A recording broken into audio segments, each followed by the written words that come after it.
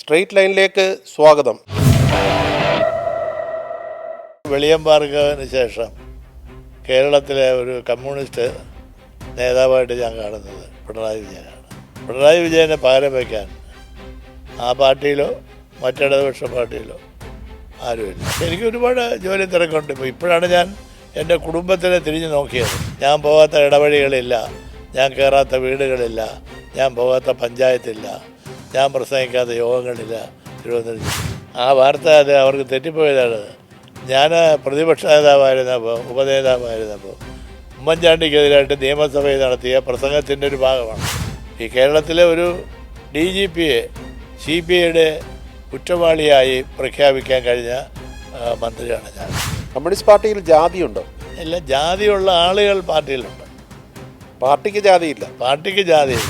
ഒരാൾ വിചാരിച്ചാൽ CPIയിൽ parliament seat കൊടുക്കാൻ പറ്റുമോ? വ്യത്യസ്തമായ ഒരു നഗരമാണ്. ആ നഗരസഭയിൽ ഇങ്ങനെ ഒരു തിരിച്ചടി യഥാർത്ഥത്തിൽ ഞാനും പ്രതീക്ഷിച്ചില്ല. ഇപ്പം തന്നെ ഞാൻ ആരും അല്ല എന്ന് പറയുന്ന ആളുകളുടെ നടുവിലാണ് ഞാൻ ഉണ്ടായിരുന്നത്. മുതിർന്ന CPI നേതാവും മുൻ മന്ത്രിയുമായ ശ്രീ C. ദിവാകരനാണ് ഇന്ന് നമ്മുടെ അതിഥി. നമസ്കാരം ശ്രീ C. ദിവാകരൻ. നമസ്കാരം. ഇപ്പോൾ വിവാദങ്ങളിൽ നിറഞ്ഞു നിൽക്കുകയാണ്. മുഖ്യമന്ത്രി പിണറായി വിജയനുമായി ബന്ധപ്പെട്ട മീൻ വിവാദത്തിൽ ശരിക്കും എന്താണ് സംഭവിച്ചത്? അത് യഥാർത്ഥത്തിൽ ഞങ്ങളുടെ ഒന്നിച്ചുള്ളൊരു ജാഥയാണ്. അദ്ദേഹം ക്യാപ്റ്റൻ. ആ ജാഥയിലാണ് ഞാൻ സഞ്ചരിച്ചത്. അപ്പോൾ അദ്ദേഹത്തിൻ്റെ രാത്രിയും പകലും ഒക്കെ ഉള്ള എല്ലാ സംഭാഷണങ്ങളിലും ഞാൻ പങ്കെടുക്കും. എനിക്ക് ഒരുപാട് അനുഭവങ്ങളുണ്ട് അദ്ദേഹവുമായിട്ട് ഏറ്റവും അടുത്ത് യാത്ര ചെയ്തതിൽ. അങ്ങനെയാണ് ഈ ആഹാരം കഴിക്കുന്ന ഒരു കാര്യം ഞാൻ ആരോടും പറഞ്ഞതാണ്. അതിലൊരു വിവാദമാകുമെന്ന് ഞാൻ അന്ന് കരുതിയില്ല.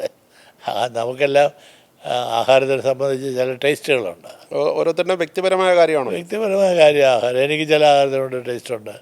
ചിലത് കൂടുതൽ ഞാൻ കഴിക്കും, ചിലത് വേണ്ടെന്ന് പറയും. അങ്ങനെ അവിടെ നടന്നൊരു സംഭവം. ഞങ്ങൾ ഉച്ചയ്ക്ക് ഉണ്ടായിരുന്നപ്പോൾ അദ്ദേഹത്തിന് പണ്ടേ എനിക്കറിയാം, എല്ലാവരും എന്നോട് പറയുന്നത് നല്ല മീൻ കഴിക്കുന്ന ആളാണ്. അത് ഈ മലബാറുകാരെല്ലാം നന്നായിട്ട് മീൻ കഴിക്കുന്നവരാണ്.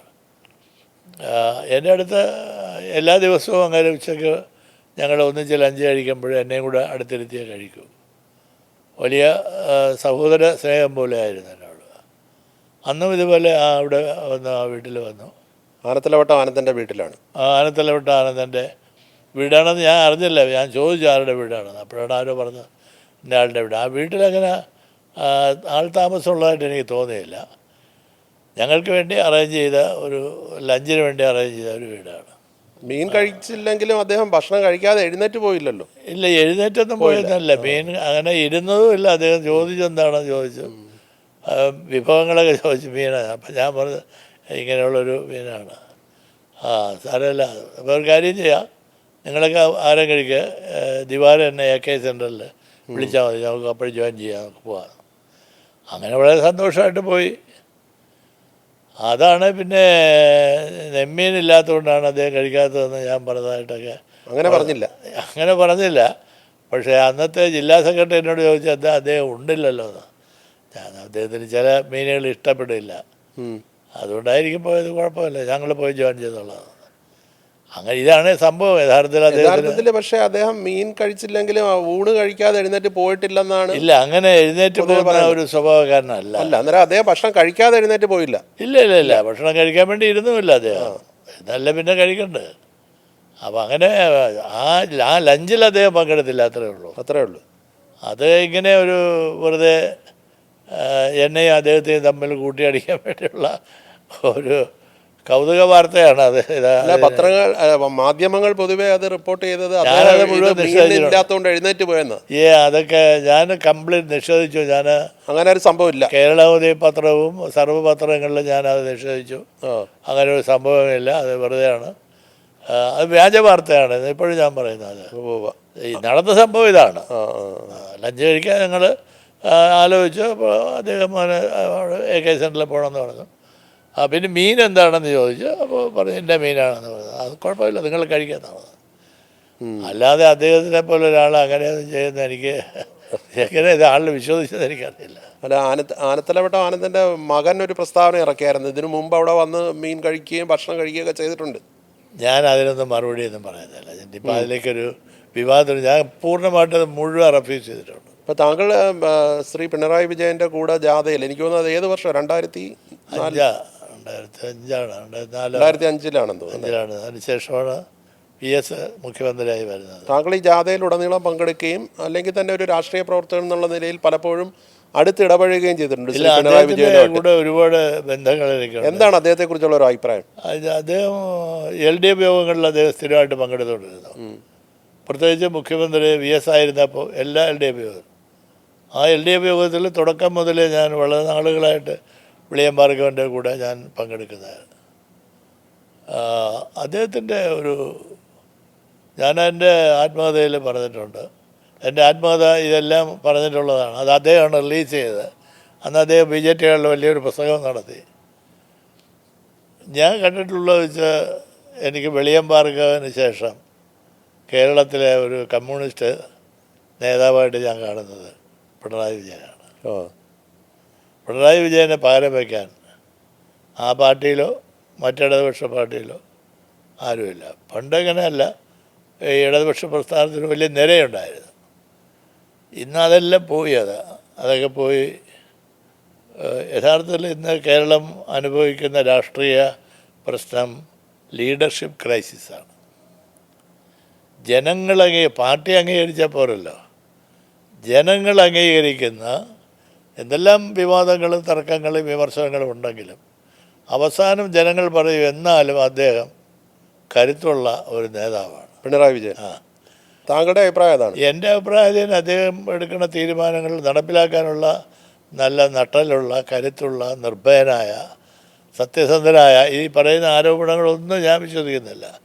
വെറുതെ അദ്ദേഹത്തിനെ പറ്റി എന്തെങ്കിലും പറയണമല്ലോ, വേറെ ഒന്നും പറയാനില്ലെങ്കിൽ വേറെ അദ്ദേഹത്തിൻ്റെ വീട്ടുകാരെ കുറിച്ച് പറയാം. അങ്ങനെയാണ് ഒരു രാഷ്ട്രീയത്തിലേക്ക് ഇപ്പോൾ കേരളം നീങ്ങിക്കൊണ്ടിരിക്കുകയാണ്. ഒരുപക്ഷെ ഇത്രയധികം വേട്ടയാടപ്പെട്ട ഒരു നേതാവ് കമ്മ്യൂണിസ്റ്റ് പ്രസ്ഥാനത്തിൽ ഈ കാലഘട്ടത്തിലില്ല.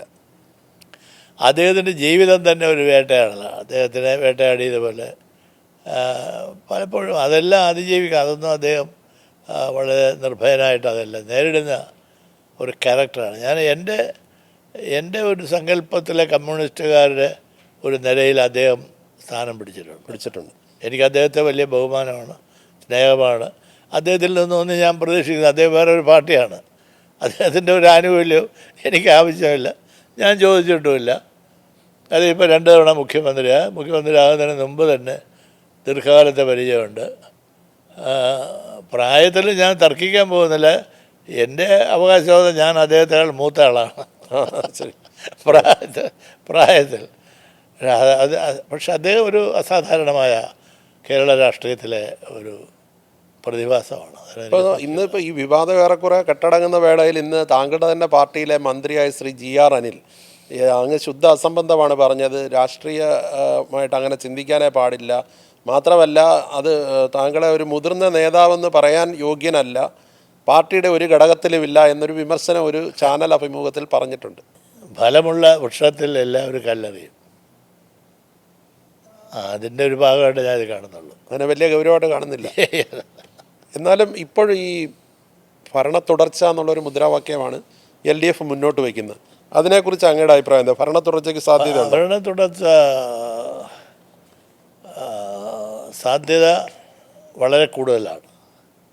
കാരണം ഞാൻ നേരത്തെ പറഞ്ഞതുപോലെ ഒരു ഭരണത്തിന് ഒരു നാഥൻ വേണം, ഒരു പ്രസ്ഥാനത്തിനൊരു ലീഡർ വേണം.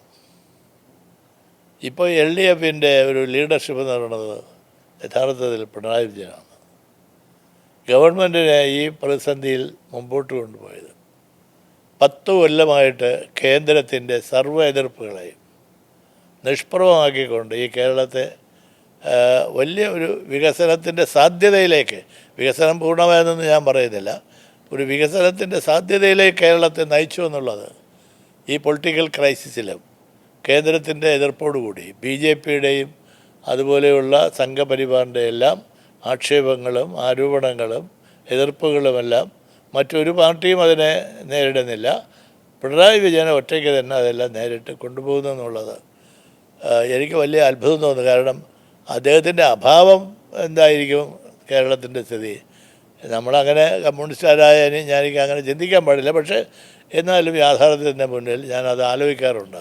ഭരണ തുടർച്ചയ്ക്ക് നല്ല സാധ്യതയുണ്ട് എന്നാണ് താങ്കളുടെ ഒരു ഭരണം വേണമെങ്കിൽ LDF വേണമെന്നുള്ള ജനങ്ങളുടെ ഒരു അഭിപ്രായമുണ്ട്. പക്ഷേ ജനങ്ങളുടെ അഭിപ്രായം എങ്ങനെയാണ് ഇപ്പോൾ മാറുന്നതെന്ന് അറിയാൻ പറ്റില്ല. അതിന് കുറേ കൂടി ജാഗ്രതയായി LDFൻ്റെ താഴെ തട്ടിലുള്ള ഘടകങ്ങൾ അത് ഈ ലോക്കൽ ബോഡി ഇലക്ഷൻ കഴിഞ്ഞപ്പോൾ അതിൻ്റെ ഒരു പാഠം താഴോട്ട് അപകടങ്ങൾ പതിയിരിക്കുന്നു എന്നുള്ളതാണ്. അത് പരിഹരിക്കണം വരുന്ന ഏതാനും ദിവസങ്ങൾ. അതേസമയം കോൺഗ്രസിൻ്റെ നേതൃത്വത്തിലുള്ള UDF ഈ തെരഞ്ഞെടുപ്പ് അടുത്തതോടെ വളരെ ചിട്ടയായ രീതിയിലുള്ള പ്രവർത്തനങ്ങളായിട്ട് മുന്നോട്ട് പോവില്ല. അവരുടെ ജാഥ വരുന്നു, അവർ സ്ഥാനാർത്ഥി നിർണ്ണയം നേരത്തെ ആക്കാൻ നോക്കുന്നു. പല കാര്യങ്ങളിലും അവർ വളരെ ഒരു മുൻപില്ലാത്ത രീതിയിലൊരു ശക്തമായ പ്രവർത്തനമല്ലേ കാഴ്ചവെക്കുന്നത്? എന്ത് കാഴ്ചവെച്ചാലും കോൺഗ്രസ് ആണല്ലോ. കോൺഗ്രസ് എങ്ങനെ കുളിച്ചാലും ശരിയാണ്. ഇപ്പോൾ ഒരു വാർത്ത വന്നത് അതൊന്നും ആരും പറയുന്നില്ല. ഈ മൈക്കിന് വേണ്ടി അടികൂടുന്ന നേതാക്കന്മാരുണ്ട്. കുറ്റ്യാടി നടന്ന സംഭവം എന്തിനാണ് അത് നടന്നില്ല എന്നവരാരും പറയുന്നില്ല. പക്ഷേ സതീശ എന്ന് പറഞ്ഞാൽ അത് കുഴപ്പമില്ല, ഞങ്ങളുടെ വീട്ടിനകത്തുള്ള അടിയാണെന്ന്. അങ്ങനെയാണെങ്കിൽ പിന്നെ ഭരണം എങ്ങനെ അവർ കൈകാര്യം ചെയ്യും? അതുകൊണ്ട് ജനങ്ങൾക്ക് പ്രതീക്ഷ ഇപ്പോഴും LDF തന്നെയാണ്. കോൺഗ്രസിലെ നേതാക്കൾ തന്നെ ഇപ്പം ഒന്നിലധികം നേതാക്കളുണ്ട്. ഇപ്പം Ramesh ചെന്നിത്തലയുണ്ട്, VD സതീശനുണ്ട്, Sasi തരൂറുണ്ട്, K മുരളീധരനുണ്ട്, KC വേണുഗോപാലുണ്ട്, ഇങ്ങനെ പല നേതാക്കളുണ്ട്. അത് ഇപ്പം നമുക്ക് പറയാൻ പറ്റില്ല. കാരണം എന്താ വെച്ചാൽ ഇവിടുത്തെ പാരമ്പര്യം അനുസരിച്ച് ഈ പ്രതിപക്ഷത്തിരിക്കുന്ന ആളുകൾ, പ്രതിപക്ഷ നേതാവ് ശ്രദ്ധിക്കപ്പെടുന്ന ഒരാളാണ്. അന്നേരം ഒരു തെരഞ്ഞെടുപ്പിൽ ഒരു പക്ഷേ UDFന് വിജയം നേടാൻ ഒരവസരം വരികയാണെങ്കിൽ ആര് നയിക്കുമെന്നാണ് താങ്കൾ കരുതുന്നത്? അത് ഈ കോൺഗ്രസിനെ സംബന്ധിച്ച് എനിക്കൊന്നും പറയാൻ പറ്റില്ല. കാരണം അവസാനം അവർ എന്താണ് അവരുടെ ദേശീയ ഹൈക്കമാൻഡിൻ്റെ തീരുമാനത്തിന് വിടുന്നതോടുകൂടി പിന്നെ പ്രവചനങ്ങളെല്ലാം പോകും. അതുകൊണ്ട് ഞാൻ അതിനെപ്പറ്റി പറയുന്നില്ല. ഈ പറഞ്ഞ പേരുകാരിലെല്ലാം അവർ അതിനുവേണ്ടി നടക്കുന്നവരുമുണ്ട്. സ്വാഭാവികം ജനങ്ങളുടെ മനസ്സിൽ വേറെ ആളുകളാണ്. ഇവർ പ്രചരിപ്പിക്കുന്നതല്ല. ജനങ്ങളുടെ മനസ്സിൽ കോൺഗ്രസ് വന്നാൽ ആരായിരിക്കണം മുഖ്യമന്ത്രി, ജനങ്ങൾക്കൊരു ധാരണയുണ്ട്. അത് അപ്പോഴേ അറിയാൻ പറ്റും. അത് ഇപ്പോൾ ഗവൺമെൻറ് ഒട്ടേറെ വികസന പ്രവർത്തനങ്ങൾ ചെയ്യുന്നുണ്ട്. പക്ഷേ ശബരിമല സ്വർണ്ണക്കൊള്ള പോലുള്ള വിഷയങ്ങൾ വലിയ തിരിച്ചടിക്ക് വഴിയൊരുക്കില്ലേ? അത് ഒരു വലിയ വൈകാരികമായ ഒരു പ്രശ്നമാണ് കേരളത്തിലെ ജനങ്ങളെ അലട്ടുന്നത്. ഒന്നാമത് അതിൻ്റെ ആ കേസിൻ്റെ അന്വേഷണ നടപടിക്രമങ്ങളെല്ലാം ഈ കാലതാമസം വരുന്നത് ഒരു ഗുരുതരമായ ഒരവസ്ഥയാണ്. അല്ല, ഹൈക്കോടതി പക്ഷേ പൂർണ്ണ സംതൃപ്തി രേഖപ്പെടുത്തിയിട്ടുണ്ട്. അല്ല, ഹൈക്കോടതി ശരിയായിരിക്കാം. ഹൈക്കോടതി അവർ നടപടിക്രമങ്ങൾ മാത്രം അവർ മുമ്പിൽ ചെല്ലുന്ന നടപടിക്രമങ്ങൾ ഈ special investigation team time to time കൊടുക്കുന്ന റിപ്പോർട്ട് വെച്ചിട്ടാണ് അവർ ഈ പറയുന്നത്.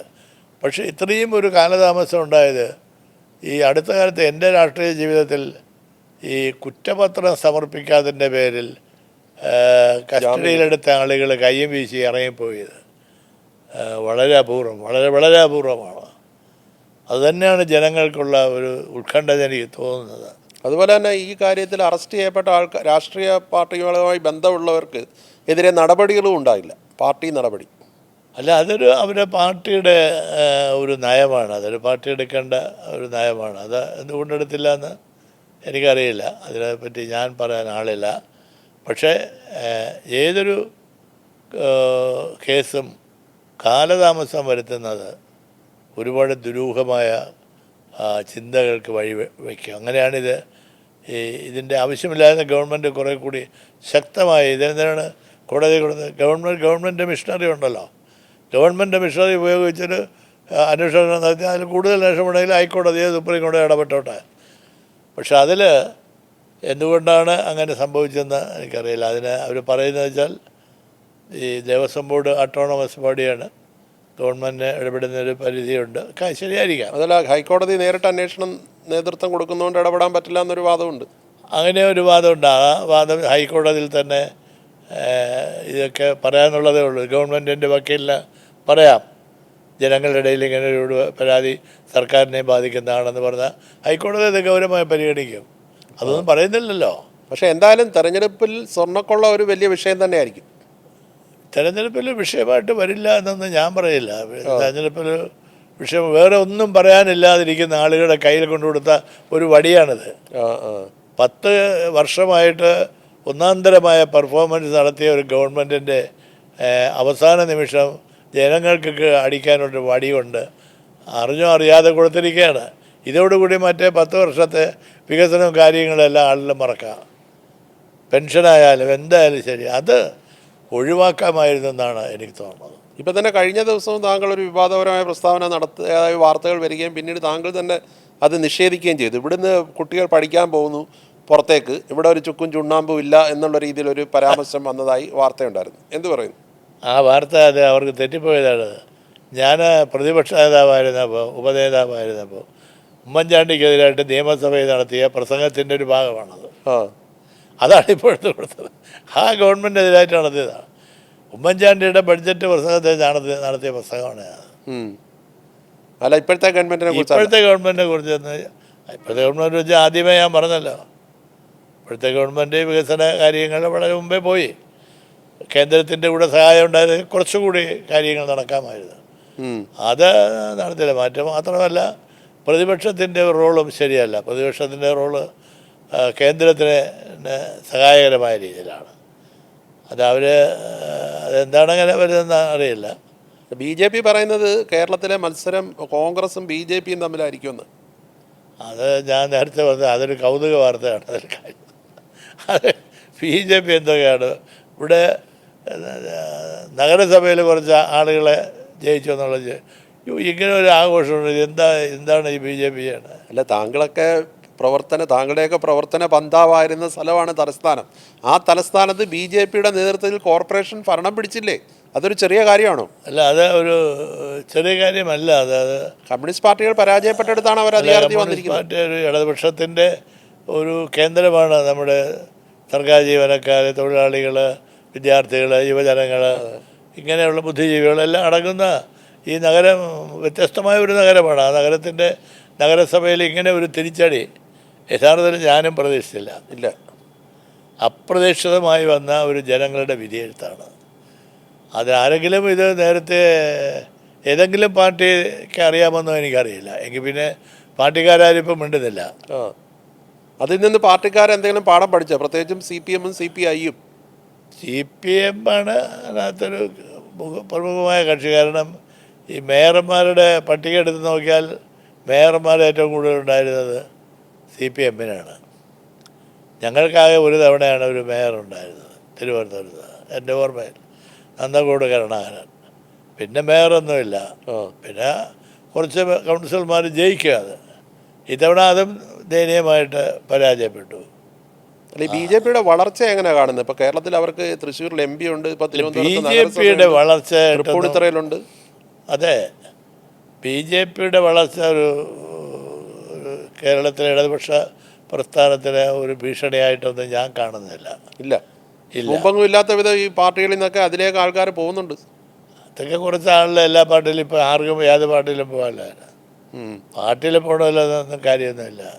അല്ല, പണ്ടെങ്കിലും പക്ഷേ കമ്മ്യൂണിസ്റ്റ് പാർട്ടി വിട്ട് അങ്ങനെ പോകാറില്ലായിരുന്നു.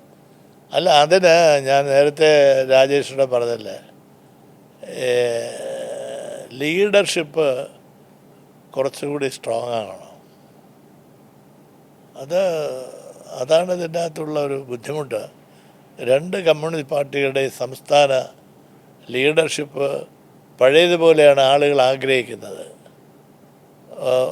ഒരു ഭാഗത്ത് വെളിയം ഭാർഗവനും VS അച്യുതാനന്ദനും പിണറായി വിജയനും അങ്ങനെയുള്ള ഒരു ലീഡർഷിപ്പ് യഥാർത്ഥത്തിൽ കേരളത്തിൽ ഇപ്പോൾ ഇല്ല. ഇപ്പോൾ ഉള്ളത് തരാതരം കാര്യങ്ങൾ നടത്തി പോവുക, ഒന്നിനെയും നേരിടണ്ട, വല്ല അവസരം കിട്ടിയ ആരെങ്കിലും 10 പറയുക, അത് വെച്ച് രാഷ്ട്രീയ പരിപാടി നടത്തുക എന്നൊക്കെ പറയാം. അതിൻ്റെ ഒരു ഉദാഹരണമല്ല എന്നെ പറ്റി ആരോഗ്യത്തിനൊക്കെ പറയണതല്ലേ. വല്ല കാര്യം ഉണ്ടായിട്ടാണ്, എന്ത് ഗുണമാണ് കിട്ടാൻ പോണത്? മുതിർന്ന നേതാവെന്ന് പറയാൻ പോലും യോഗ്യതല്ല എന്നൊക്കെ പറഞ്ഞാൽ ഈ തിരുവനന്തപുരത്തിൻ്റെ 60 വർഷം എൻ്റെ 60 വർഷമാണ്. ഞാൻ നിന്നതുപോലെ സെക്രട്ടേറിയറ്റിൻ്റെ ഇടയിൽ ഈ പഴയന്മാരാരും നിന്നിട്ട് ഒരുത്തരും നിന്നിട്ടില്ല. ഞാൻ കൊണ്ടതുപോലെ അടി വേറെ ആരും കൊണ്ടിട്ടില്ല. ഞാൻ നയിച്ചതുപോലെ സമരജാഥ വേറെ ആരും നയിച്ചില്ല. ഞാൻ പോകാത്ത ജാഥകളൊന്നുമില്ല. എൻ്റെ മുതിർന്ന നേതാവല്ല, എന്നെ മുതിർന്ന നേതാവ് വേറെ ആരെ കാണുമായിരിക്കും. ആ. അല്ല, ഇപ്പോൾ താങ്കളുടെ പാർട്ടിയുടെ സംസ്ഥാന സെക്രട്ടറി എന്ന് പറയുന്നത് ശ്രീ ബിനോയ് വിശ്വമാണ്. അദ്ദേഹത്തിൻ്റെ പ്രവർത്തനത്തെ എങ്ങനെയാണ് വിലയിരുത്തുന്നത്? അദ്ദേഹത്തിന് ഒരു അവസരം കൊടുക്കണം, വെയിറ്റ് ചെയ്യുക. ആ. അദ്ദേഹം നല്ല നല്ല വിവരമുള്ള ആളാണ്, കാര്യങ്ങളൊക്കെ അറിയാം, കുറച്ച് പരിചയമുണ്ട്, യുവജനങ്ങളുടെ ഒരു പ്രതിനിധിയാണ്. അപ്പം അങ്ങനെ വരുമ്പോൾ കേരളത്തിലൊരു പുതിയ തലമുറയുടെ പരീക്ഷണം എന്നുള്ള നിലയിൽ നമുക്ക് വെയിറ്റ് ചെയ്യാം.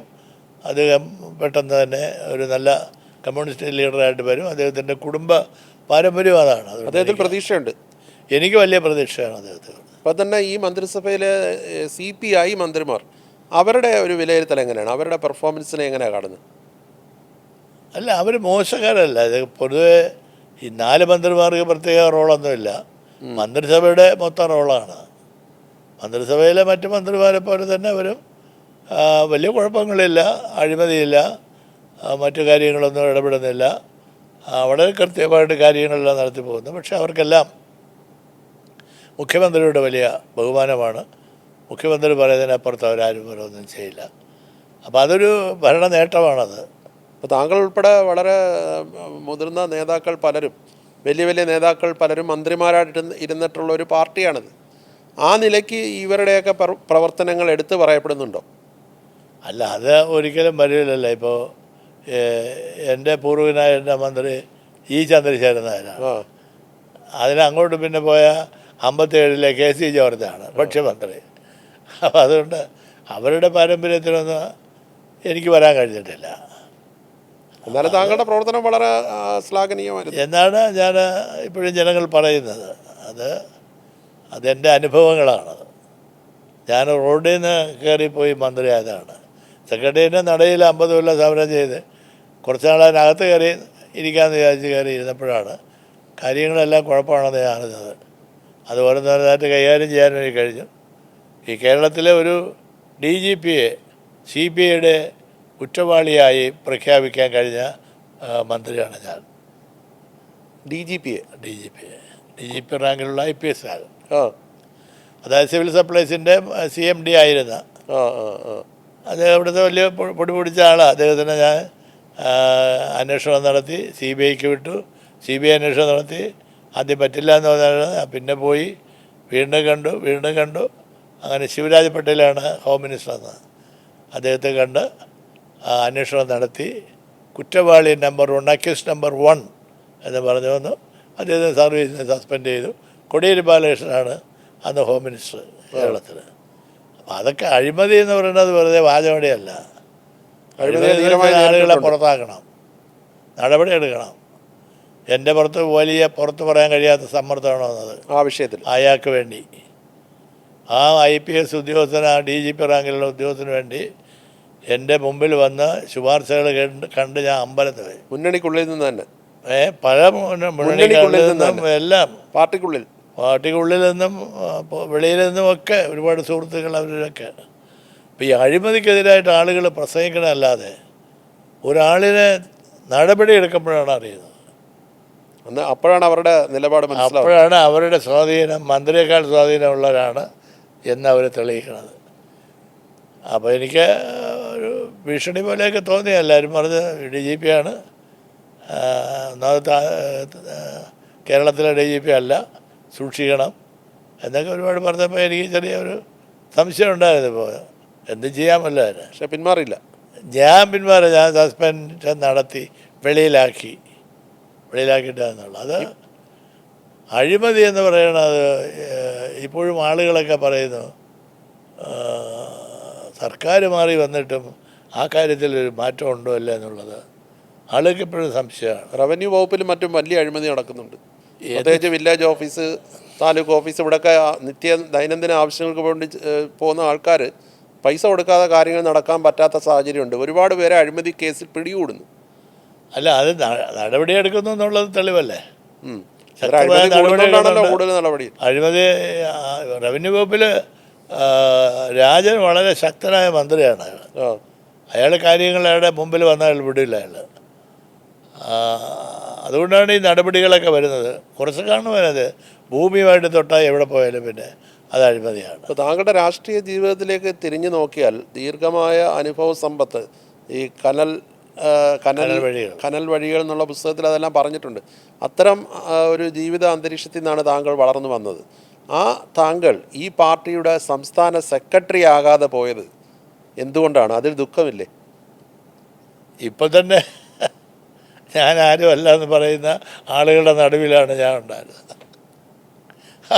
അതാണ് അതിൻ്റെ ഒരു സൂചന. അതാണ് ഞാൻ വളർത്താത്ത ഒരു CPI നേതാവ് തിരുവനന്തപുരം ജില്ലയിൽ ഇന്നില്ല. അവർക്ക് എന്ത് വേണോ എന്നെ പറയാം, എന്ത് വേണോ കല്ലെറിയാം.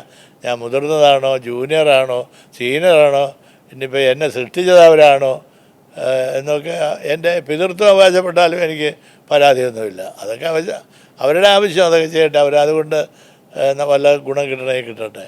പക്ഷേ CPI എന്ന് പറയുന്ന തിരുവനന്തപുരത്തെ പാർട്ടി കെട്ടിപ്പടുക്കുന്നതിൽ മോശമല്ലാത്തൊരു പങ്ക് ഞാൻ വഹിച്ചിട്ടുണ്ട്.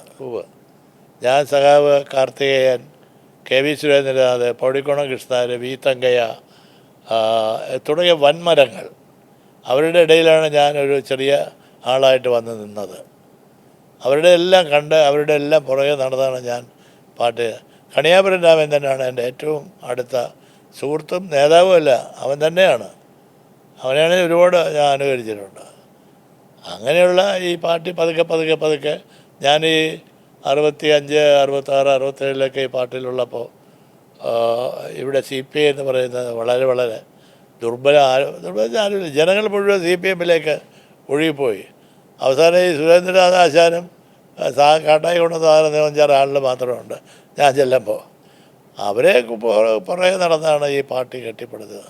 ഞാൻ പോകാത്ത ഇടവഴികളില്ല, ഞാൻ കയറാത്ത വീടുകളില്ല, ഞാൻ പോകാത്ത പഞ്ചായത്തില്ല, ഞാൻ പ്രസംഗിക്കാത്ത യോഗങ്ങളില്ല തിരുവനന്തപുരം ജില്ലയിൽ. എന്നിട്ടും താങ്കൾക്ക് അർഹതപ്പെട്ട ഒരു പദവി ആയിരുന്നില്ലേ CPI സംസ്ഥാന സെക്രട്ടറിയുടെ? വേണ്ടതായിരുന്നു. അതിന് ആളിലൊക്കെ എല്ലാവരും. ദുഃഖമുണ്ടോ?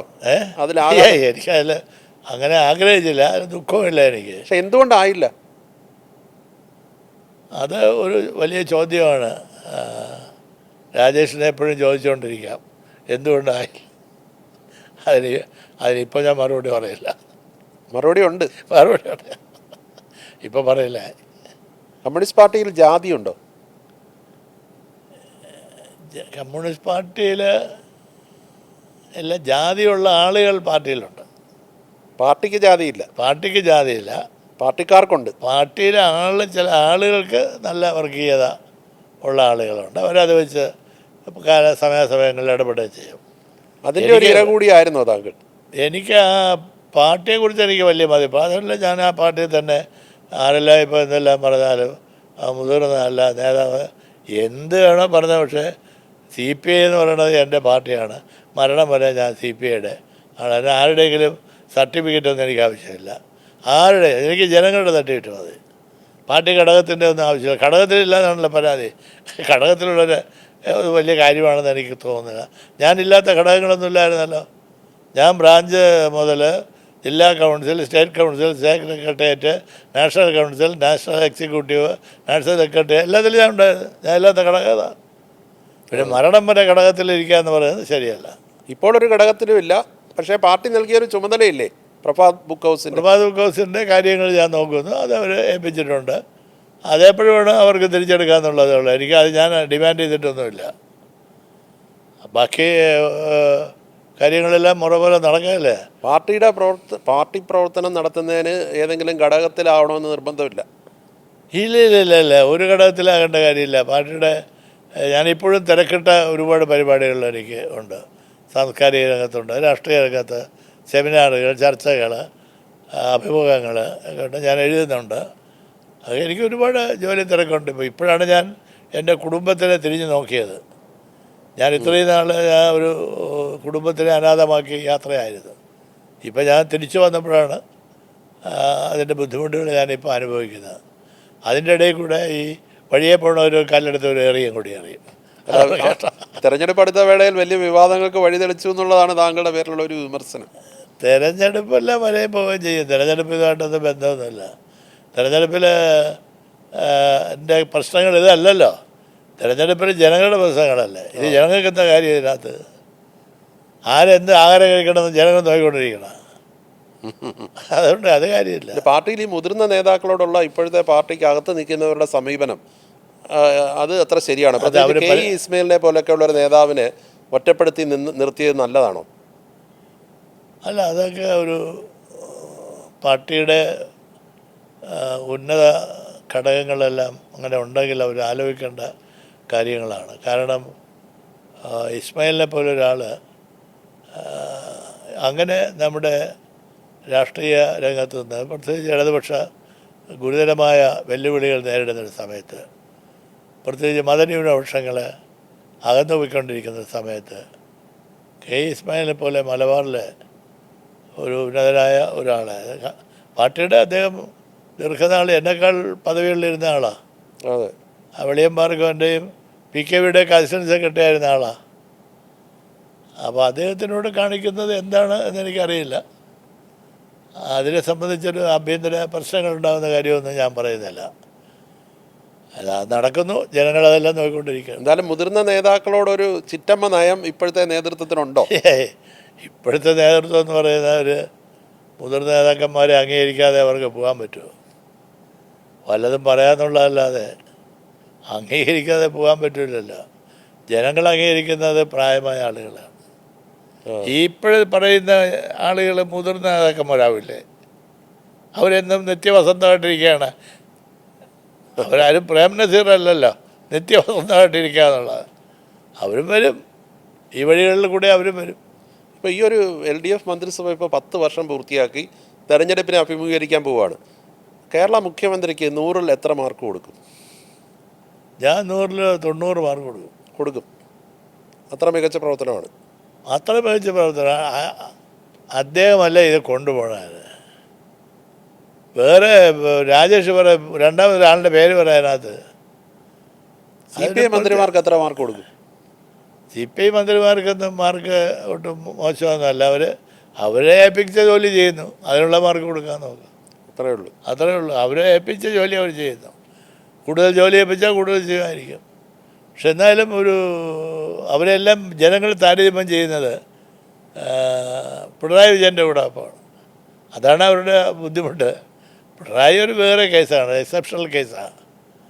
അങ്ങനെ ഇപ്പോൾ പിണറായി വിജയൻ, VS അച്യുതാനന്ദൻ, വെളിയം ഭാർഗവൻ, MN ഗോവിന്ദൻ നായർ, അങ്ങനെയുള്ള ഒരു വലിയ ഒരു തലമുറയുണ്ട്. അതൊക്കെ വേറെ കേസുകളാണ്. CPIയിൽ താങ്കളുടെ നേതാവായി താങ്കൾ കാണുന്നത് വെളിയം ഭാർഗവനാണോ? വെളിയം ഭാർഗവനാണ്. വെളിയം ഭാർഗവനാണ്. അതുപോലെ ഒരു പാർട്ടി സെക്രട്ടറി വേറെ വന്നിട്ടില്ലേ? ഇല്ല, വന്നിട്ടില്ല. ചന്ദ്രപ്പൻ എനിക്ക് വളരെ ഇഷ്ടപ്പെട്ട ഒരു നേതാവാണ്. പക്ഷെ ചന്ദ്രപ്പൻ ഒരു ഷോർട്ട് പീരീഡേ അദ്ദേഹത്തിന് എന്തെങ്കിലും ചെയ്യാൻ കഴിഞ്ഞുള്ളൂ. ചന്ദ്രപ്പൻ തുടരണമായിരുന്നു എന്നാണ് എൻ്റെ ആഗ്രഹം. എന്നോട് പുള്ളിക്കാരെ സംസാരിക്കുകയും ചെയ്തു.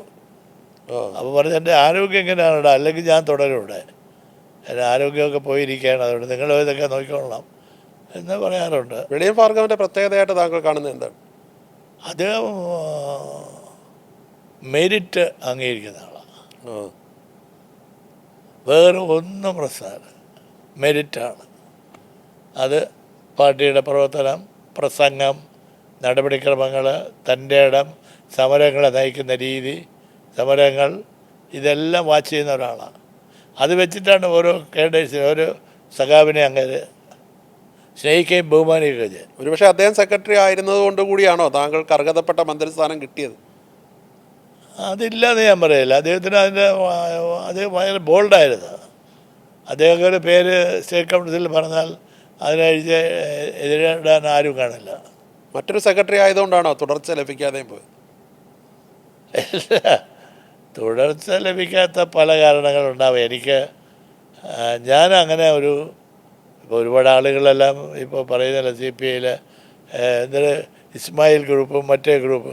എനിക്ക് എപ്പോഴെങ്കിലും കേട്ടിട്ടുണ്ടോ കേരളക്കാർ ദിവാരം ഗ്രൂപ്പ് ഉണ്ടാകുന്നത്? ദിവാരം ഗ്രൂപ്പ് എന്ന് പറഞ്ഞൊരു ഗ്രൂപ്പ് ഇല്ലായിരുന്നു. ഇല്ല, അങ്ങനെ ഒരു ഗ്രൂപ്പും ഇല്ല. ഉണ്ടെങ്കിൽ പിന്നെ എനിക്കിതൊന്നും സംഭവിക്കില്ലല്ലോ. ഒരുപക്ഷെ കുറെ കൂടെ ശ്രമിച്ചിരുന്നെങ്കിൽ പാർട്ടി സെക്രട്ടറി സ്ഥാനത്തേക്ക് താങ്കൾക്ക് വരാമായിരുന്നു. കാരണം താങ്കളും മറ്റൊരു നേതാവും തമ്മിലായിരുന്നല്ലോ പരിഗണന പട്ടികയിലുണ്ടായിരുന്നു. പിന്നീട് കൺസെൻസസ് കാൻഡിഡേറ്റ് അല്ലേ? കോംപ്രമൈസ് ചെയ്യാൻ പറ്റില്ല എനിക്ക്. അങ്ങനെ വന്നതാണ്. ഒന്നിനോടും എനിക്ക് സന്ധി ചെയ്യാൻ പറ്റില്ല.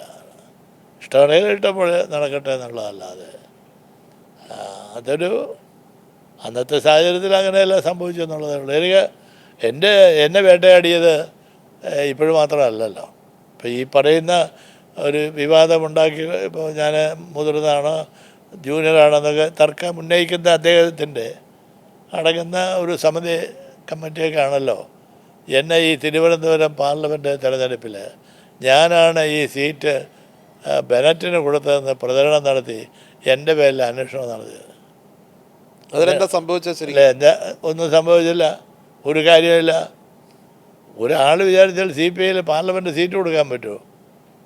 അവസാനം അത് തീരുമാനിക്കേണ്ട ആരെങ്കിലും ഘടകങ്ങൾ തീരുമാനിക്കുകയല്ലേ. ഞാൻ വിചാരിച്ചപ്പോൾ സിമ്പൽ കൊടുക്കണതിന് പാർട്ടി സെക്രട്ടറിയുടെ ഒപ്പിട്ട് കൊടുക്കണം പാർലമെൻറ്റ് ഇലക്ഷൻ കമ്മീഷന്. ഞാൻ ഒപ്പിട്ട് കൊടുത്താൽ കൊടുക്കുമോ?